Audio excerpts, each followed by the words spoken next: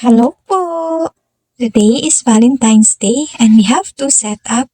Pinakauna nga ay itong backdrop setup for kasalang bayan ng aming barangay. Na super stress pa ako dito, literal.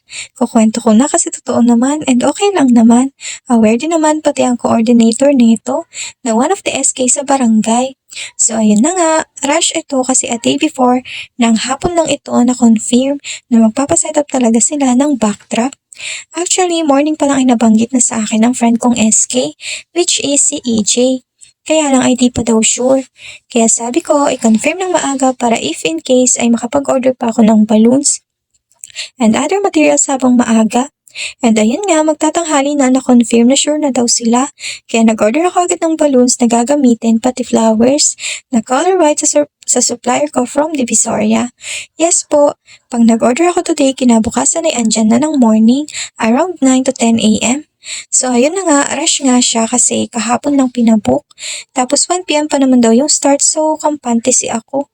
Then kinabukasan, ayun at na super rush pa nga at nagulantang ang katawang lupa ng person. Kasi mga day, minove daw ang oras ng simula kasi may lakad daw ang kapitan na magkakasal. So ayun, nagmadali kami ng super duper kasi mag 9 a.m. na. Tapos 11 a.m. daw yung bagong oras. Kaya magugulantang ka talaga. Kampante kasi ako na dapat mga 10 to 11 a.m. pa kami magpupunta sa court ng barangay. Kasi 1 p.m. pa naman. Tapos may tiyanggian pa kaya di ka pa talaga makakapag-decor ng maaga.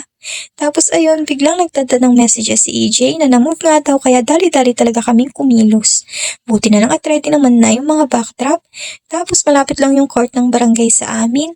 Ang problema ko lang ay yung mga in-order ko kasi pipick upin ko pa sa drop and go. Di pa sure kung nakarating na kasi maaga pa. After nga namin mahatid yung mga gamit sa court, iniwan muna namin sila Papa ni at kapatid ko para assemblein yung mga backdrop tapos kami na lang ni Papa ang kumuha ng parcel sa drop and go. Buti nga't nandyan na kahit maaga pa at naibaba na din sa bus. Grabe talaga ang kaba ko. Natapos pa rin nga namin to ng on time at kami namang apat ang magkakasama. The originals, Eme! Di din kasi ako nakatawag ng backup kasi nasa pangalawang setup sila ate at kuya, which is backdrop setup para sa pamangkin ko kasi birthday niya din today, anak na bunso ni ate. Ayun, super busy sila sa preparations doon. Ang layo pa mo nila kasi sa Mabalacat sinelebrate yung birthday ng pamangkin ko. Kaya today, pray na lang talaga ako nung mga oras na to kasi kabang-kaba talaga ako. Pero ayun, natapos naman kami on time at ang bilis nga daw namin. Minsan kasi kahit tansyado ka naman ng oras, kakabahan ka pa din talaga. Lalo kapag rush. Ay naku. But anyways, thank you po sa tiwala na sa amin ito ipagawa. Budget friendly lang pala ito kaya with balloons ang setup. Pero medyo pinongga na din natin since hindi din naman iba. Here's a final look na po. After event ko na nga ito nakuhanan at nakahinga din ng maluwag after. And by the way, pasensya na kung malabo ang video. Galing na kasi sa messenger ang videos at di kami ang nakapag-take ng video na ito. Buti na lang at andyan si EJ. Thank you so much, Pe. And ayun lang naman po. Thank you po and bye-bye!